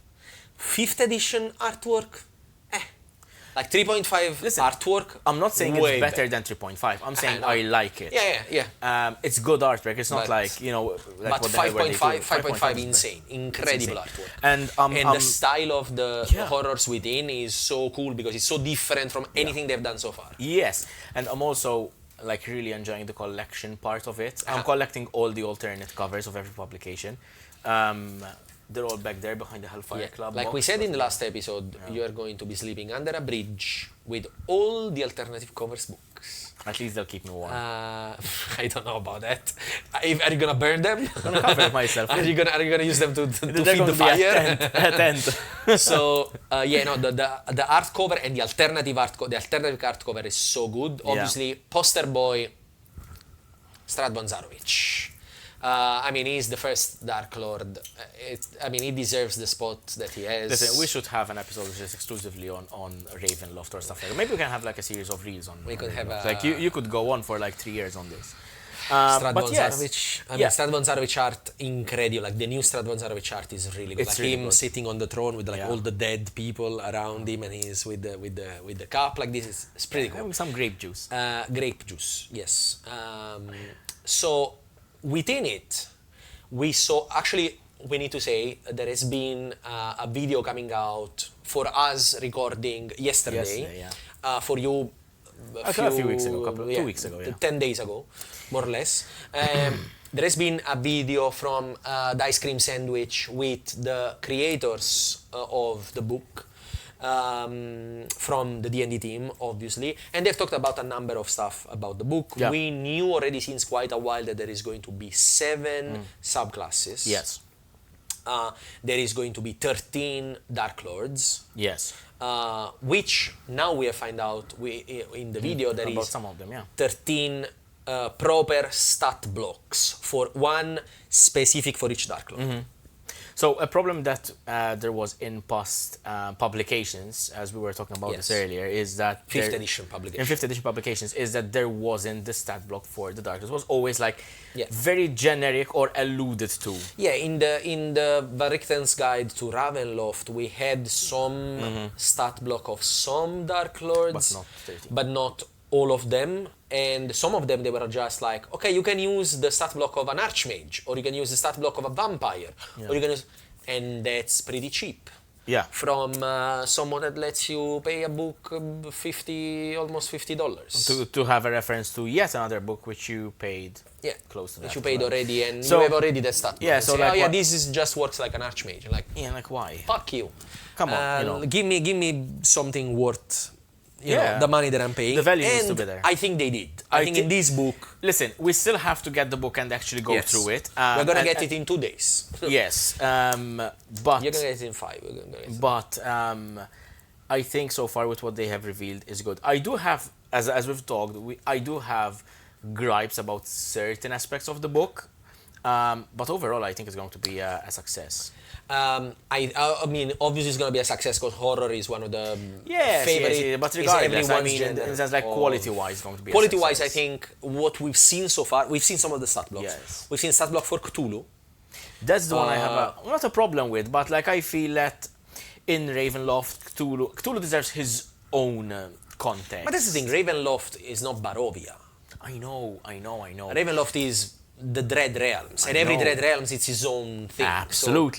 Absolutely, but I feel like Cthulhu and Eldritch horrors, and like let's call them Lovecraftian horrors, I believe, maybe it's because I have a bit of a soft spot, Great Old One, that sort of shit, but I feel that they deserve their own context and not be a couple of pages in another book. No, but no, I don't think there are a couple of pages. That's the thing. I think that what this differs from Varichten's Guide, I don't think this is a couple of pages for We'll see. We'll have to see how it is. Because I think the majority of the book is gonna be the 13 Realms and the 13 Dreadlords. Could be. Let's hope so.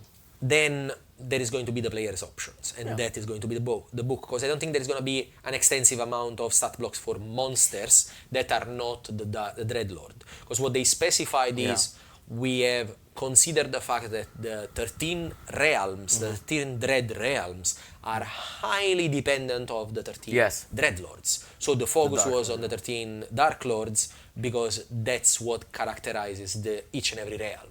So each and every realm is different because the Dreadlord is different. So they wanted to do the specific stat block, and we saw, for example, in the stat block of Strahd von Zarovich, that there are effects of Strahd being there that are dependent on Strahd. Like the fact that he can open the borders, the fact that the darkness function in a different way, the fact that there is something very cool that in Barovia, if someone that has already an heroic inspiration gains another one because of it's called jealous heart, something like that. Jealous something. Jealousy of the heart or something like that. You can't give the heroic inspiration to another one because of this trait of Strahd. So it's very cool. Like what they've done, I think they've done a good job. We've seen the stat block of Ebonbane, which is the first really cool Dreadlord not being a sentient living being, because it is a sentient being, but it's a weapon. Now, we spoke about this before starting recording, and I am very upset. I'm about to have another crash out. I am very upset. I'm just going to sit back and drink. Yes, I am very upset that they have released a fantastic stat block for a Dreadlord that is a weapon, and they did not release the Hexblade Warlock in this book. Do we know what subclass for Warlock are they going to release, if at all? In this book? Yeah. Yes, there is another one. I can tell you in a moment. So this is the thing. In the book, there is going to be 7 subclasses. 2 of which are completely new, which are the ones that we're going to talk about in a moment. But we do know the others, and they are. Let me tell you. Because obviously the ones I'm going to ask about are the Warlock. There is a Warlock one. I think it's the Undying or Undead Warlock. Let me just... No. The Undead Warlock... The Undying Warlock is garbage. The Undead Warlock is very good. I hope they didn't change... I hope they didn't change anything on the Undead Warlock. I'm not arguing whether they're good or not. I'm just... not my favorite. Well, I mean, I don't care mechanically. you just wanted another great old one. It's already there. It's already in the player's handbook. We need to have a gooer one. Nah.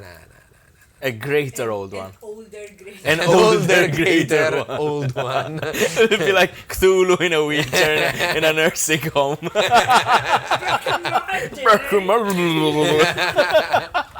So all the nurses around like that's crazy. That's crazy. Madonna, I'm not finding. I'm just finding there are seven subclasses. Yeah, that's cool. Don't worry. I think the warlock is gonna be the undead warlock. Okay. Which makes sense for if they're going Ravenloft, to do the horror within, Yeah. because obviously your patron is an undead, so it can be Strahd, can be another, can be Vecna, can be any undead. I was saying technically could be the Raven Queen, but no, the Undying Warlock, which should have been the one that you have remade because it sucks. It really sucks. It was one of those that came out in. Was it Tasha? No, it was before Tasha. Was in Xanatar's Guide to Everything, and it is still, I think, to present day, the weakest subclass for the Warlock. Unfortunately, because the concept is fun, is nice. To have an undying being your patron, which was basically the Raven Queen. Yeah. But mechanically extremely weak. Extremely situational and extremely weak.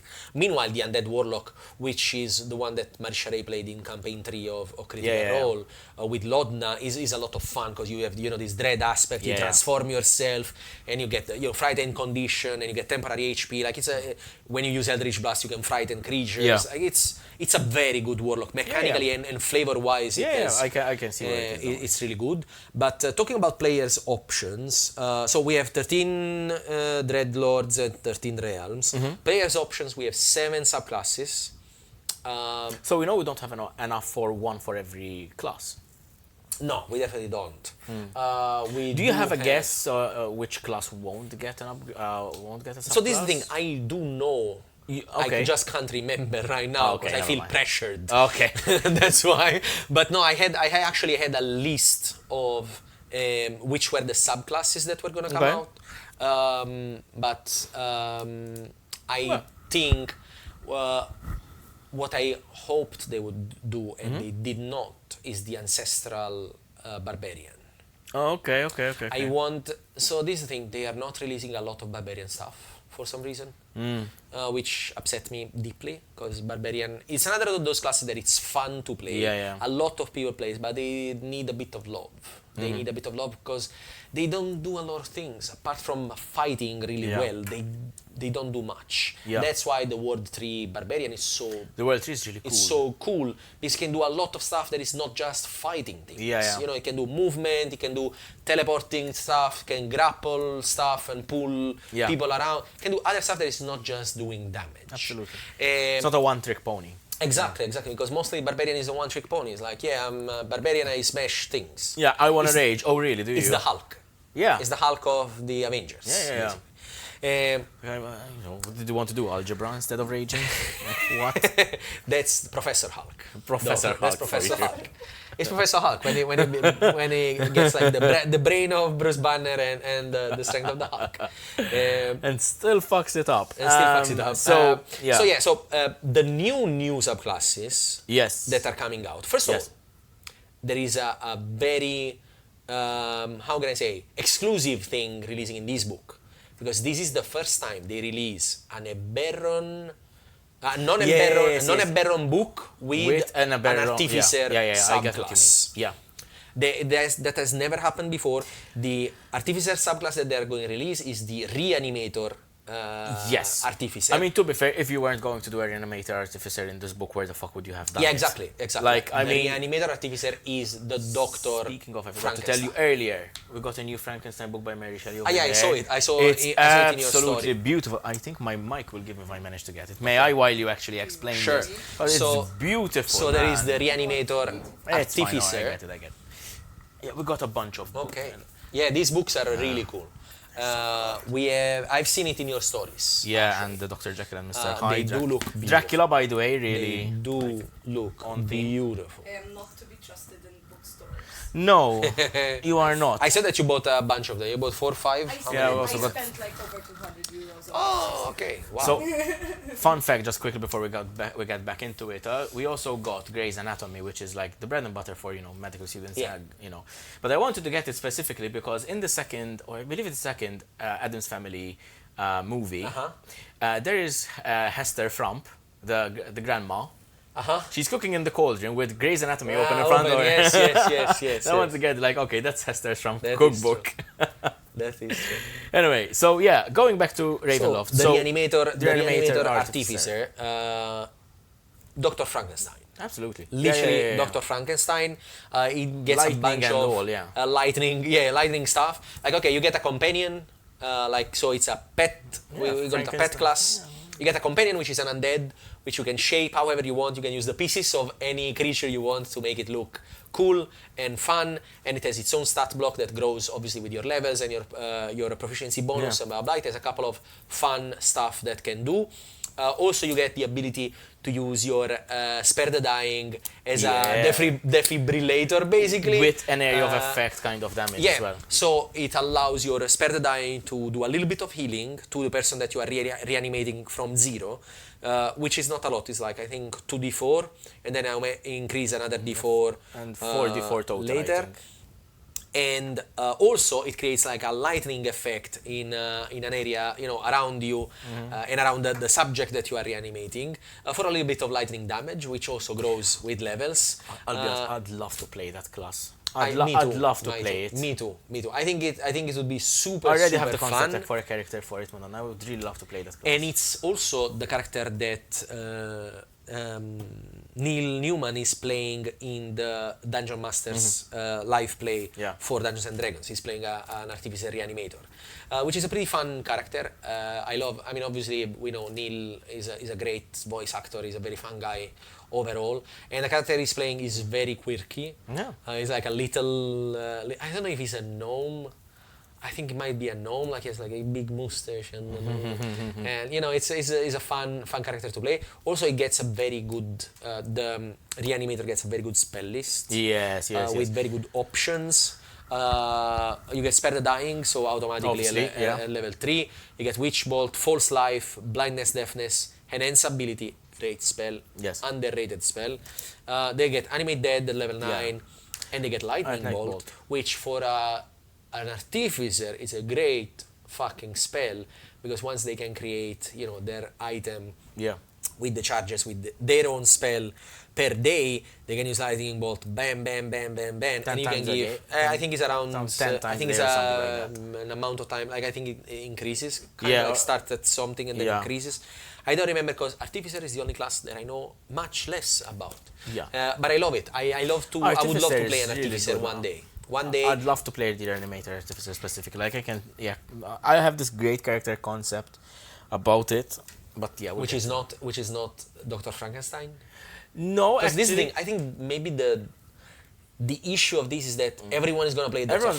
Frankenstein. No, I'm trying to think of a character that would create various creatures. Like every time he reanimates his pet, is going to be a different creature. Obviously because of the different parts that they're getting. But like at one point, you're gonna have like 3 heads sewn together, just rolls around kind of thing. I'm actually just picturing like combining humans and animals to create like overpowered. Dude, we're not going insane. We are not. I refuse. With gills and like, I refuse to go Full Metal Alchemist again. Yes.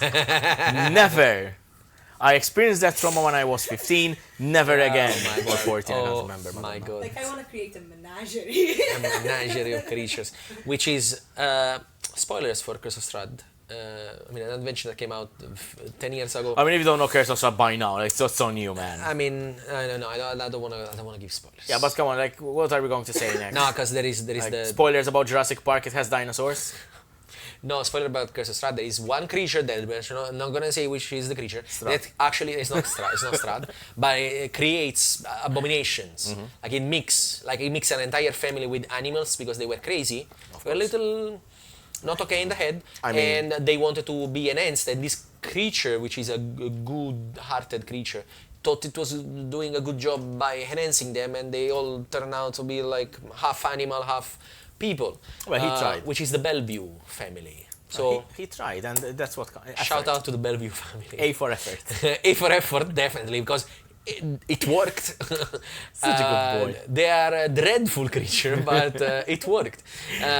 So yeah, I would love to play an artificer. So the concept is.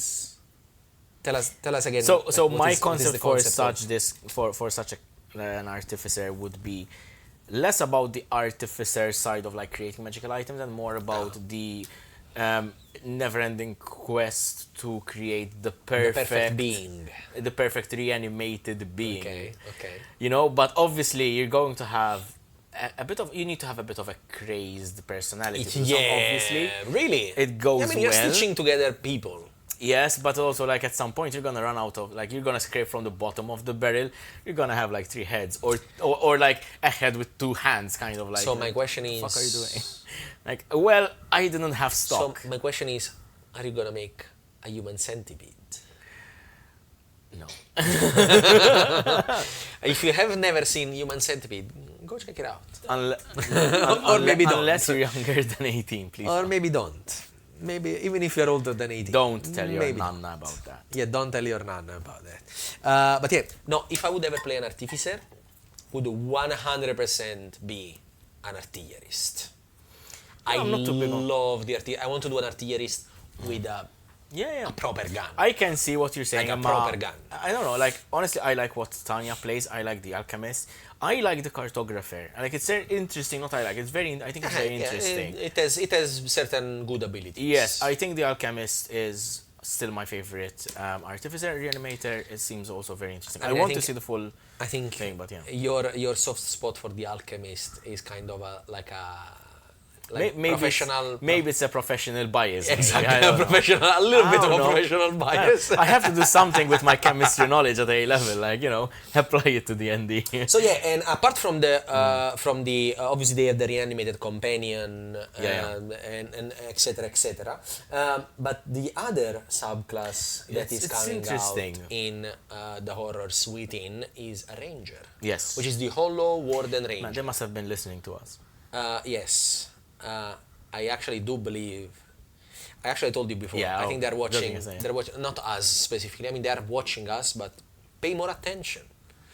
So far, we can get away with shit. Yes. What's the post?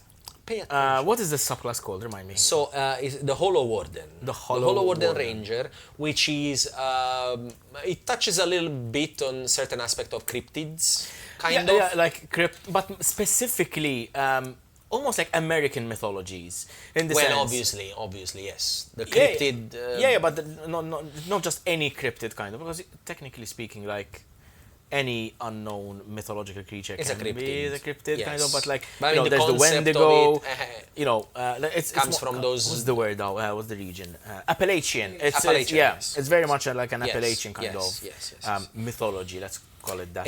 Which comes mostly from Native Americans, folklore and legends and ritualistic things. The Hollow Warden Ranger is a very good ranger. Is a very good ranger subclass. It has an incredible spell list with Wrathful Smite, Alter Self, Phantom Steed, which is an exclusive, Paladin exclusive, which is coming to the ranger, Dominate Beast, and Still Wind Strike. Still Wind Strike is one of my favorite spells ever. It's a very anime spell. You draw a sword and then you teleport to 7 people and you hit all of them. Then you go back, you sheath it. Teleport. Exactly. And they all fall. Yeah, that's Still Wind Strike, basically. You have to do the sheathing, otherwise it doesn't work. Yeah, if you don't do the sheathing, it doesn't work. I'm sorry.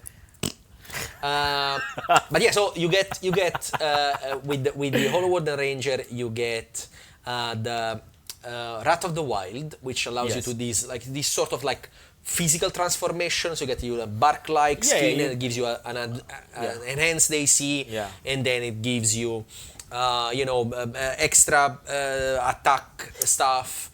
It's pretty. Let me tell you what I like about this enhanced AC thing, because a lot of people, thanks Jade. A lot of people kind of wave it off in a way, because you find a lot of like +1 AC items or that sort of thing. But that's precisely what it does. Like when this increases your AC, then you can actually free up one of your like attunement slots, for example, or one less magical item to carry. Yeah, if you with have a ring of protection that gives you +1 to AC, you can free it up for this one. Exactly. And also like increase to +2 later on when you reach level 11. Which is not an exceedingly high level to it's like having a shield. Yeah. It's like having a shield without shield. Yeah. So it's like and this goes on top of your AC, goes on top of your shield, and on top of any protective magic item you get. Yeah. A +2 to AC is nothing to laugh about. No. It's nothing to laugh about. I agree. Also, this transformation gives you, as I was saying, like the ability to do an extra reaction attack when someone attacks you. Obviously, when you are in this like state of transformation, like a retaliation. Not only when they attack you, but when they attack someone within 5 feet of you. Yeah. So like next to you, which is again presumably you and the Artificer's reanimated companion. Exactly. Yeah, which might be a duo. And actually, I think there is also in the Dungeon Master campaign that they're doing. One of the characters is a Hollow Warden Ranger. I only watched I think first 2 or 3 episodes. I couldn't catch up with all of it because there is already like 7 or 8 episodes out. I don't have the time to follow everything that I would like to follow. I wish I had the time, but with all the campaign damn. Anyway, but listen, I mean, this is interesting specifically for one particular reason, because it uses...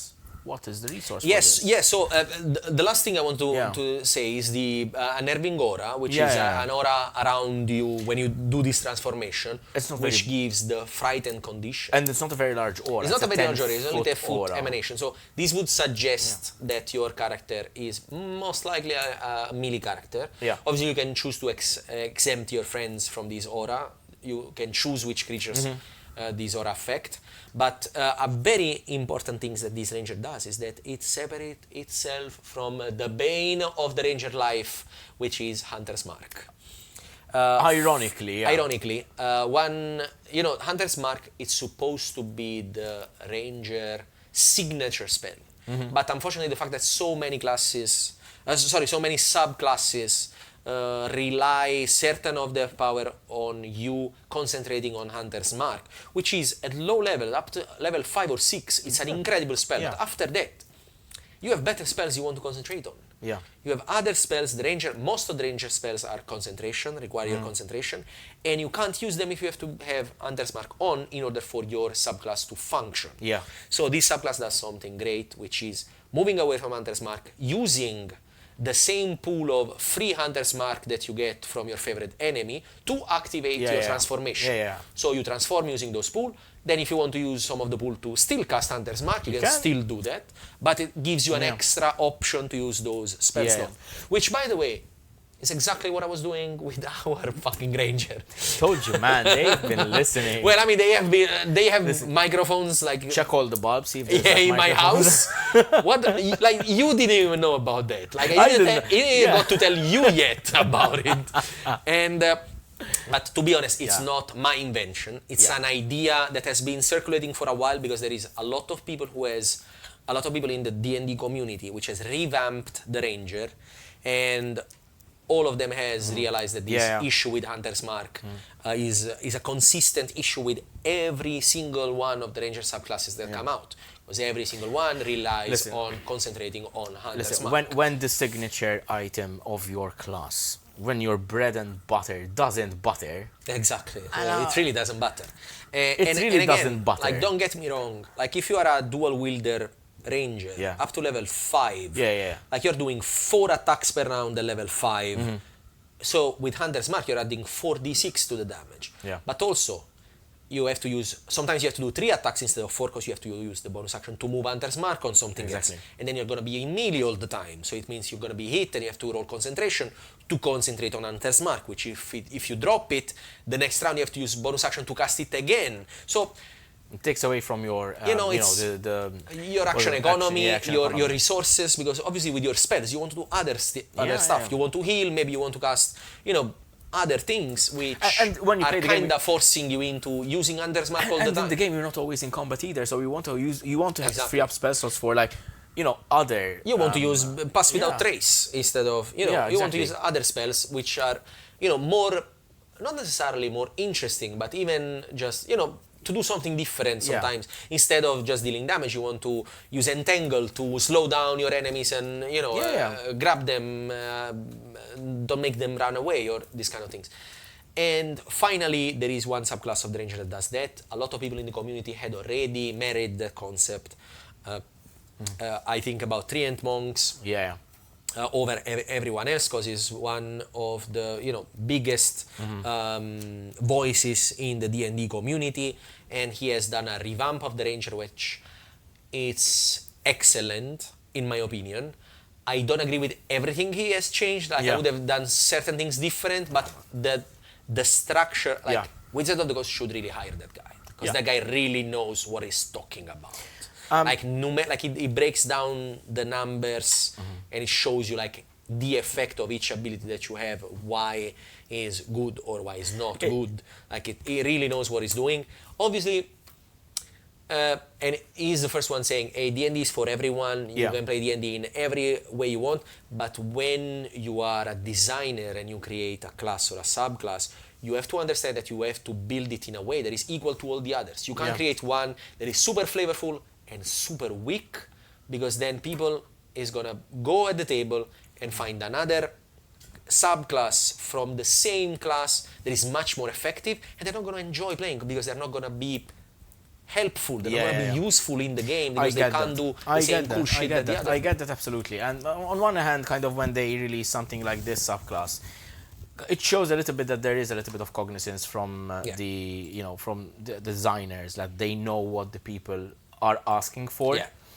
And maybe they're not making a big deal out of, oh, we're giving you this that you've always been asked for, at least. But, it shows that there is a bit of an improvement in the way. And I mean, listen. I hope they continue listening to the community. It could be the case that whether there are errata or whether there are, I don't know, future publications which overwrite what 5.5 has already, I don't think it's going to happen anytime soon. I doubt they are. Not anytime soon, but I don't see 5.5 fading out of publication anytime soon, to be honest. It's just starting out. Yes, it is starting out 2 years ago. They haven't released a lot of books yet. Well, functionally last year actually it's starting. They did have some delays from 2024. Yes. So my point is that there might be future publications once they do this. What I feel is this cycle of different settings that they're going through. And then they will circle back to the core books and maybe revise some of the functions I that don't we think have. they're revise. And honestly, I don't understand why they have distanced themselves from the concept of having a player's handbook 2, they did in 3.5.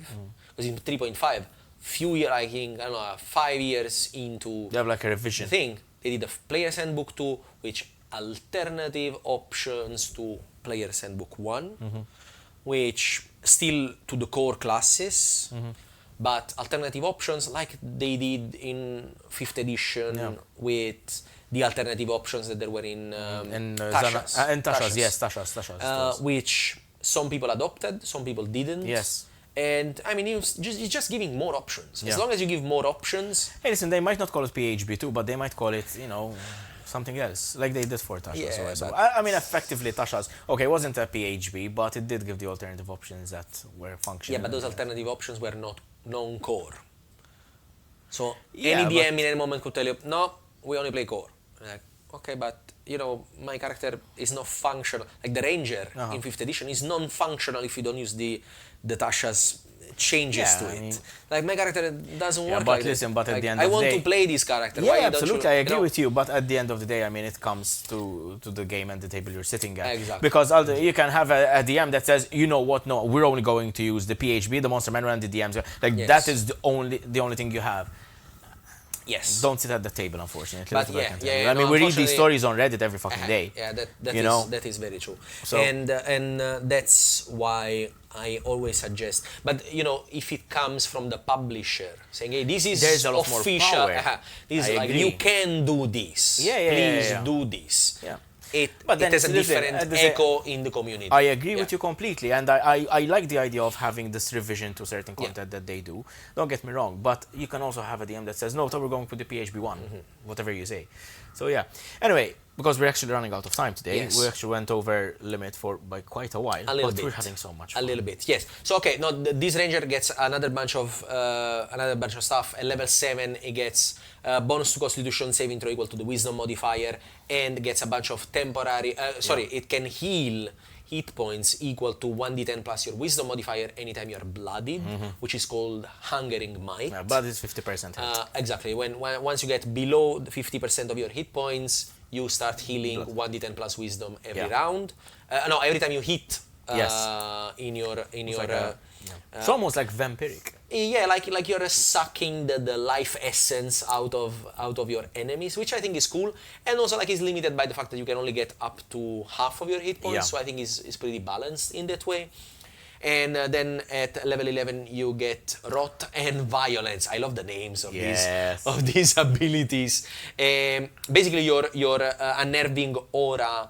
The creatures affected by your unnerving aura, which is the one that gives the frightened condition when you transform, also stop them from having reactions at the start of their turn. And you get to apply to your attacks different type of weapon mastery, which are the sap and the slow, which normally as a ranger who fights in melee, you wouldn't get those benefits. Most likely you are not using those, because if you are in melee as a ranger, most likely you are either dual wielding or using a big, a broadsword or a great sword or a double axe or something like that. So those are very interesting because they apply different mastery, like sap gives them disadvantage, and slow obviously slow them down, use 10 feet of movement, which I think is not going to be always useful, but it's something extra that you get on top of your normal mastery. So I think it does the job pretty well. And then at level 15 you get Ancient Might. So you get Ominous Strikes, that when you hit a creature that has the frightened condition that you can cause with your level 3 Keeping ability. Building up exactly. on That's your toolkit. something very important that you build on top of what you got already, and it always use the same pool of resources. It doesn't make you expend other resources or keep track of other resources. So when you hit someone with the frightened condition, deal extra damage equal to your Wisdom modifier, which is not probably gonna be a lot. Maybe you're not gonna have a +5 in Wisdom, but maybe a +3 or a +4, which for every hit that you hit someone, if you're a dual wielder, for example, you're probably swinging 4 times. So if you put 4 times +4, that's 20 extra damage that you do, which it's a significant amount of damage. And then the Persistent Rat, that basically is the save me abilities that they're giving to a bunch of subclasses. That when you drop to 0 hit points, you come back with a number of hit points equal to twice your ranger level. Yes.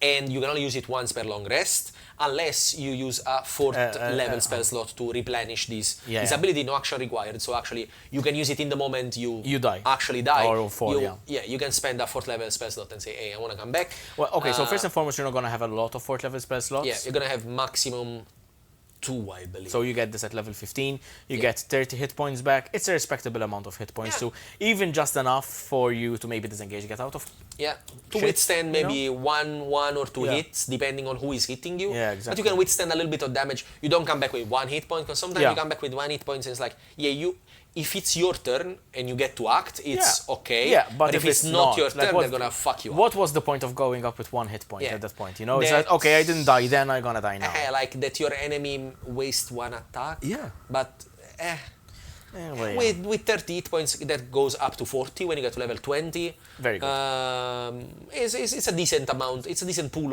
of hit points, which at level 15 can be pretty useful. And then you get Timeless, which gives you immunity to the exhausted condition, which is not super common. It's situational. But I think it allows you to kind of keep pressing on. Yes, as a ranger it makes sense that you have this extra endurance. But also now there are more stuff compared to the past. There is more stuff that gives you exhaustion now, more conditions. It's quite useful to have. And the exhaustion now is very daunting. Yes, it gives you -2 per level of exhaustion to everything. That's significant. And plus it slows you down, like to all D20 tests. Yeah. Obviously, when you get to level 6 exhaustion, you still die. Yeah. But up to level 5, it means you have -10 to all attack rolls, saving throws, ability check. Like, you are fucked. And your speed is reduced by 5 feet per... 5 feet per level of exhaustion. No, I think it's twice... Is it twice? I think it's like 10 feet per level of exhaustion, but it's worded in a weird way.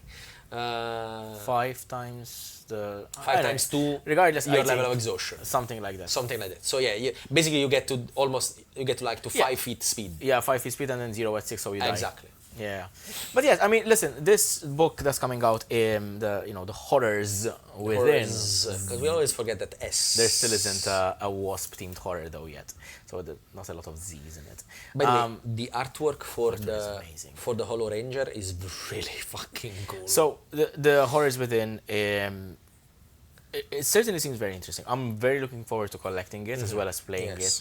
I don't know how many opportunities I will have to actually play it, like the Reanimator Artificer, but I certainly will try. Well, as I said multiple times, I will eventually maybe do a one-shot or something. I don't know if we're going to do it on camera or just between us, but I will give you the opportunity to play something. And also, like, if I do a one-shot, I'm going to do a level 1 one-shot. If I do a one-shot, I'm going to do level 10. You know, like something big, level 8, level something 15. Interesting, yeah. Exactly, like I want, if someone has to play in a one-shot, and if I have to work on a one-shot, I want to work on something. I mean, if we're going to try out these subclasses, like... I don't want to try level 1, you know, like, I'm not going to try the subclass at level 1. Something that you might use as a Dungeon Master, though, are the Dark Gifts that are coming. The Dark Gifts are very good. Because the Dark Gifts can just be given by the Dungeon Master to people. So, and the interesting concept is that obviously they are technically not origin feat, but they are origin feat that can be given to characters. They said that they are a little bit stronger than normal origin feat, but because they have a detriment to them. Which is a concept that we like a lot. Yeah, we like it a lot. We talked about it because the Grim Hollow publications have this concept, the transformation specifically, where you get benefits, which are benefits, and then you also get detriments, which are real significant detriments. Yes. So yeah, I mean, listen, this is something, this duality of, you know, you get something but you also lose something, is something I really enjoy implementing in game. And in fact, I have been designing feats for all 4 of you where you get that, but we'll leave it for the story in the future. That is pretty cool. I don't know why we keep talking about the transformations. I wonder why. I don't know, maybe one of them is a werewolf? Maybe? I don't know. Maybe someone is going to become a lich?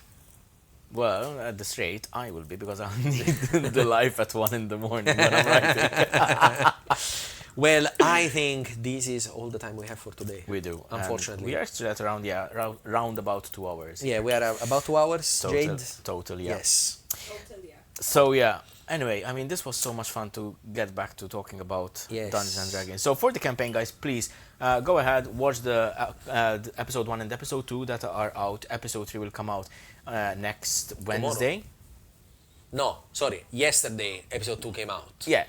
Next week is going to be, next Wednesday is going to be episode 3.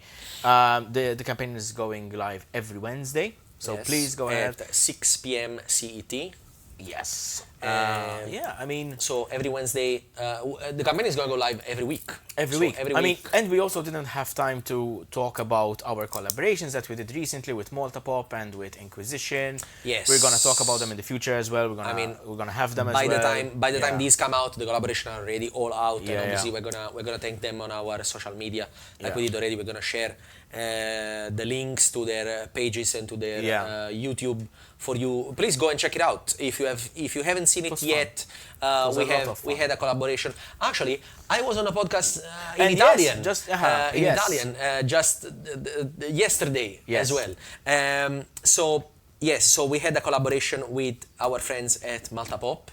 go on Maltapop and go watch the episode that figure us and all the other episodes if you would like to. We also had an incredible chat with our friend Mike that is an incredible tattoo artist, but he's also a dungeon master. He also has a podcast about Dungeons and Dragons. In Liverpool, he's from Liverpool, and we had the great honor to speak to him, to be guests on his podcast. Inquisition. Wait, what a cool name. Inquisition is a super cool amazing. name for a podcast. And you were also on Total Party Cast. Total Party Cast, yes, with Walid, which is a super nice guy. Obviously, if you speak Italian and you would like to, you can find. Actually, we can put the episodes with the as soon as we have the links available, we will share them. And you can go and check Total Party Cast. It's in Italian, but if you don't understand Italian, watch it and power through. Okay.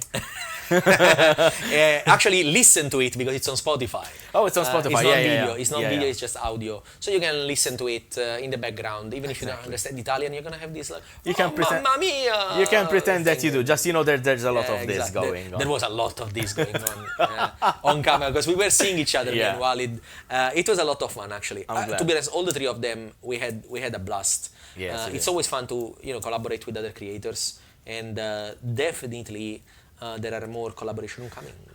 Yes. It was amazing to talk about the campaign, amazing to talk about the horrors within. New book coming out, let's go. Amazing to talk about our homebrew. Go check our Patreon. There's the homebrew stuff out every month. There's also there's a list of benefits. Yes. We've talked about it before. You know what we're talking about. Go also, ahead and go. If you have not liked this video yet, go now. Please. Go now. Go press like right now. Okay, I'm gonna give you a moment to press like.